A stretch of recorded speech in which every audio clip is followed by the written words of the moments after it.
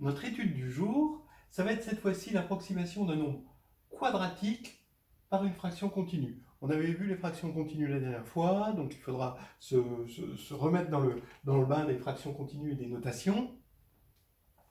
Mais là, ici, on avait vu l'approximation d'un nombre réel, mais ici, ça va être un nombre réel, mais quadratique. C'est-à-dire un nombre quadratique, ça va être de la forme Q de racine de D. D, c'est un non carré, un entier non carré. Donc, c'est l'ensemble des x plus y racine de D avec xy rationnel.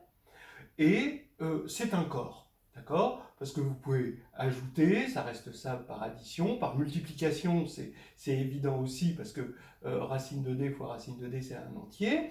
Et puis aussi par division, en multipliant par la fameuse quantité conjuguée. Hein, alors, à propos de quantité conjuguée, la conjugaison, c'est un morphisme, c'est un automorphisme de corps, sigma, du corps Q de racine de D, donc des nombres quadratiques dans lui-même, pour D est fixé, hein, attention, hein, et qui a x plus y racine de D donne x moins y racine de D, un peu comme la conjugaison en complexe, ça va être un automorphisme de corps. Voilà, donc ça, c'est les prérequis. Des petits rappels, x, ça va être racine de D, donc delta, ça va être le premier terme d'une suite x0. On va avoir des matrices de 2 qui agissent par homographie et de sorte à ce qu'on puisse définir xn égale de sorte qu'à ce que x0 égale mn xn, et mn c'est une suite de matrices qui a cette forme-là, avec les hn, kn qui tendent vers plus l'infini, c'est des entiers strictement croissants. On regarde petit a n, la partie entière de chaque xn, et x, ça va être la fraction continue, a0, a1, an, qu'on a noté comme ça, c'est des a0 plus 1 sur a1 plus 1 sur, etc. etc. Voilà, et là, je mets des pointillés, quoi, ça tend vers l'infini. On sait qu'on peut retrouver x de la dernière vidéo à partir de ça. Donc le théorème du jour, c'est que la suite AN est périodique, donc cette suite est périodique, cette suite d'entiers, à partir d'un certain rang, si et seulement si x est un nombre quadratique. Donc c'est un peu l'équivalent de quelque chose que tout le monde connaît, qu'un réel est rationnel si et seulement si son écriture, par exemple décimale, en fait dans n'importe quelle base, est périodique. Hein. Mais là, ça ne va pas être pour des rationnels, ça va être pour des nombres quadratiques, et ça ne va pas être la suite des décimaux, ça va être quelque chose de plus canonique, c'est-à-dire la fraction continue associée à x. Voilà, on attaque la partie seulement si, qui est la plus simple. On part d'un x irrationnel, il s'écrit avec une suite infinie à n, mais périodique à partir d'un certain rang, et on veut montrer que x0 est quadratique. On pose y, la fraction continue tronquée, comme ça, à partir de AP, qui, elle, est carrément périodique.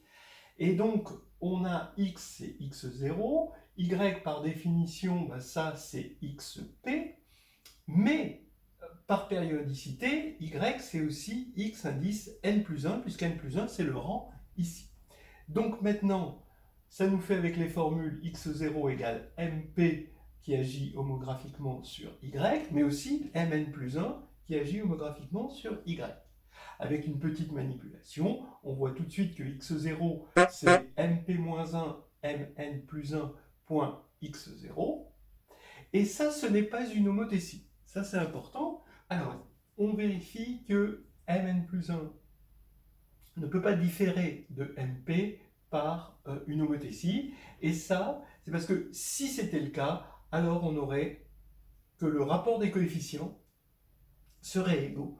Or, cette suite qui tend vers xn, je vous rappelle qu'elle tend vers xn comme ceci, hein, selon un critère des séries d'Abel, le critère d'Abel des séries alternées. Donc, elle tend comme ceci, avec ici une décroissance stricte en valeur absolue. Donc ça, c'est impossible. Ça, on l'avait vu dans la vidéo précédente, on ne peut pas avoir l'égalité à partir du moment où n plus 1 est strictement plus grand que p, ce qui est le cas. Donc, ça veut dire, comme ceci n'est pas une homothétie, je note alpha, gamma, bêta, delta, cette matrice-là, de sorte à ce que ça nous donne cette égalité-là. Et maintenant, eh bien, ceci n'est pas égal à x0. On n'a pas x0 égale x0. C'était ça qu'on craignait, parce que ça nous donnait une équation évidente. Une équation nulle, un polynôme nul en quelque sorte. Donc, on a un polynôme non nul de degré inférieur à 2 qui va annuler x0. Et comme x0 est un irrationnel, c'est forcément un polynôme de degré 2 avec un discriminant qui n'est pas un carré. Hein. Donc x0 va être un nombre quadratique. Voilà.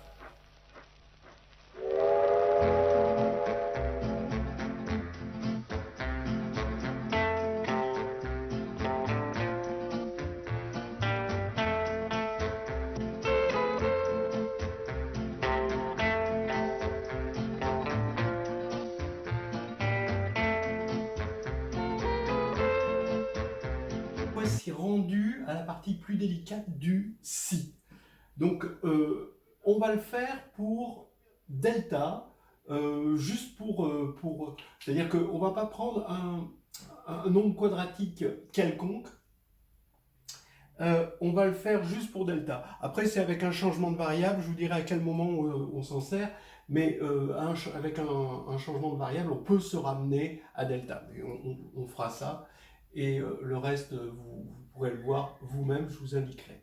Alors, ici, on prend delta, avec delta 2 égale d, positif, et il faut montrer que à partir d'un certain rang, sa fraction continue et périodique, comme vous voyez là.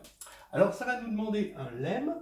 Regardez, vous vous rappelez donc xn, cette suite xn d'irrationnels, donc qui est donnée par ça, avec la suite hn et kn qui ont été donnés précédemment, que je vais écrire moins, le moins ici, zn-1, c'est ça, sur zn, donc ça, c'est des nombres quadratiques, et racine, donc ce xn, est toujours racine d'un polynôme du second degré à coefficient entier avec bn carré moins an cn égale d, le d qui est ici, qui est non carré, hein, je vous rappelle, et an cn strictement négatif.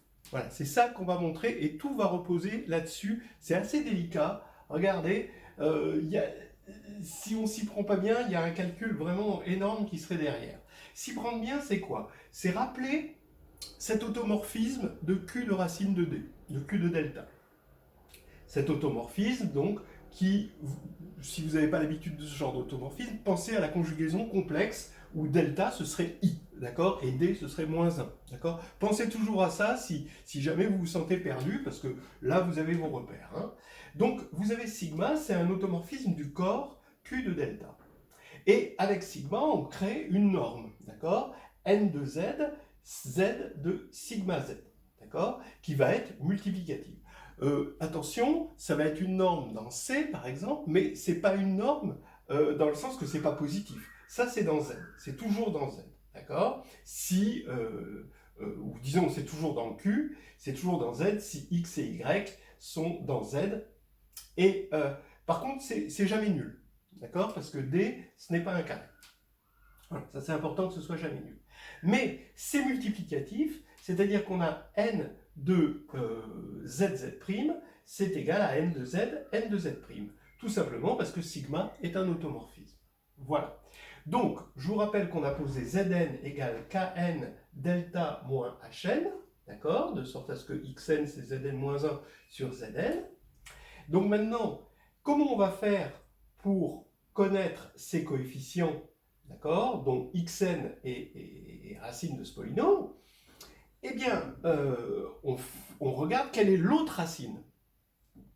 L'autre racine, imaginons que ce soit vrai, hein, d'accord, par analyse synthèse, l'autre racine, ce serait sigma de xn. Effectivement, quand on passe par sigma, si an, bn, cn sont effectivement dans z, alors, ou même dans Q, hein, alors sigma de x est bien racine aussi du même polynôme.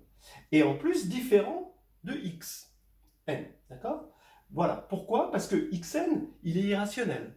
Donc forcément, sigma de xn ne peut pas être égal à xn, à cause de sa définition. Donc, maintenant, c'est l'autre racine. Donc vous avez une racine, ça c'est l'autre. Donc quand on veut connaître an, bn, cn, eh ben, on va regarder le produit des racines, c'est sur A. La somme des racines, c'est moins B sur ici, moins 2B, ici sur A.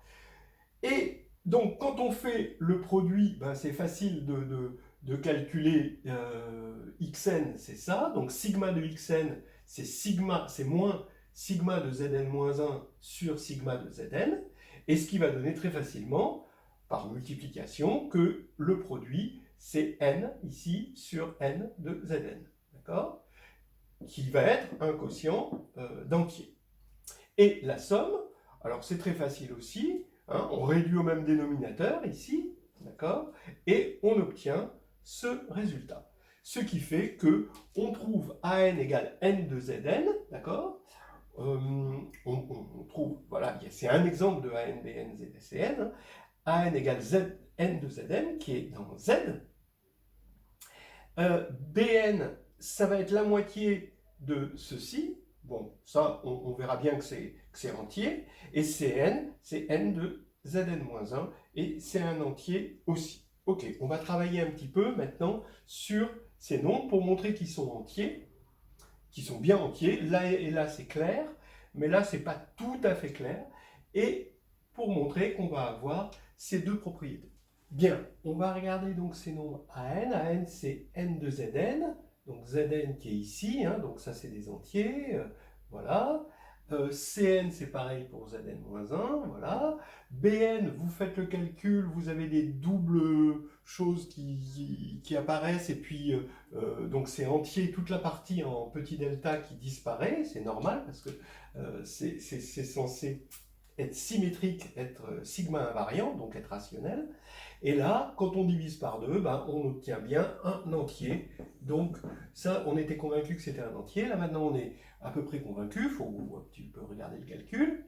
Et c'est là qu'on ressort, on dégaine la fameuse formule qui sert beaucoup dans C. Hein. C'est comme ça qu'on voit que le produit de somme de carrés, c'est encore une somme de carrés. Ça, c'est un truc vraiment important. Hein. Je vous engage à regarder cette formule-là. N de Zn, Zn-1 égale N de Zn, Zn-1. En développant Zn, Zn-1, eh ben on se rend compte que la partie en fait, rationnelle, c'est Bn, d'accord? Et l'autre partie, c'est le déterminant, le fameux déterminant de la matrice Mn, d'accord? Donc ici, quand on va en prendre la norme, ça va faire Bn au carré, moins D fois ce déterminant au carré, mais on avait vu que ce déterminant, c'était égal à moins 1 puissance n, donc au carré, ça va faire 1. Et ça, c'est ANCN, donc on va bien avoir Bn carré moins ANCN égale D.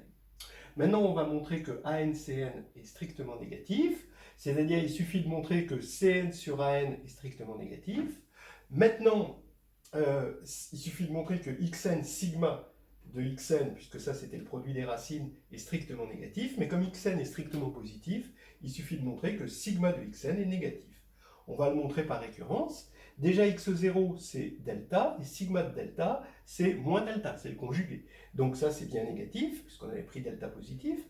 Et donc maintenant par récurrence, comme ça c'est l'initialisation, xn plus 1 maintenant pour l'hérédité, xn plus 1 par la formule de récurrence, c'est ceci. Quand on va passer par sigma, comme sigma est un automorphisme de corps, c'est 1 sur sigma de ça, et sigma, ça c'est un entier, donc c'est respecté par sigma. Donc voilà ce que ça donne.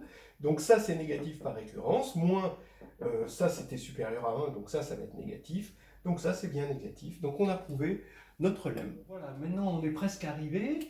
On va prendre AN, BN, CN. On a vu que Bn carré moins ANCN était égal à D, donc D est fixé. Et là, ça c'est positif. et ANCN étant négatif, ça c'est positif, d'accord? Donc on a une somme de strictement positif égale à D, donc il y en a un nombre strictement positif, pas forcément pour lui, mais bon, bref, il y en a un nombre fini, parce que les AN, CBN, CN sont bornés, alors que N, lui, il est infini, il parcourt un ensemble infini, eux ne peuvent parcourir qu'un ensemble fini. Alors, c'est ça, en fait, que je vous disais tout à l'heure. Si vous voulez le généraliser à tout nombre quadratique et pas que x0 égale delta, il va falloir faire un changement de variable et utiliser le fait que quand on est dans le cas petit delta, alors c'est fini pour dire qu'avec le changement de variable, ce sera fini aussi. Bon, voilà. Et bref, ici, vous avez xp égale xp' à un moment, puisque xp, c'est la seule solution positive. Donc ici, on va avoir, comme les mêmes causes ont les mêmes effets, et quand on va retrouver les mêmes AN, BN, CN, on retrouvera le même XP, mais un peu plus tard. Voilà.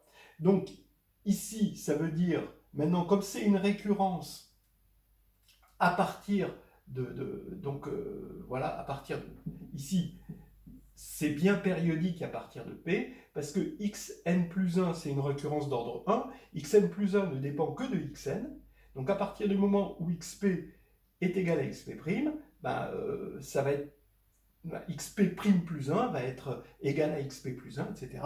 Et donc on va avoir cette périodicité.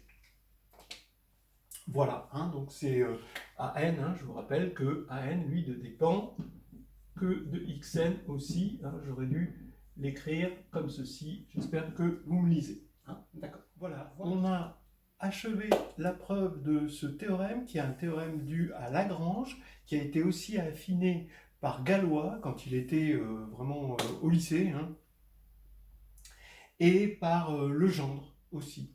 Voilà. Ce théorème a un corollaire important, c'est-à-dire qu'il existe, si D n'est pas un carré, une solution non triviale à l'équation x2 moins dy2 égale 1, l'équation de Pell-Fermat dont on avait parlé précédemment, et on attendait justement qu'une solution non triviale vienne prouver son existence.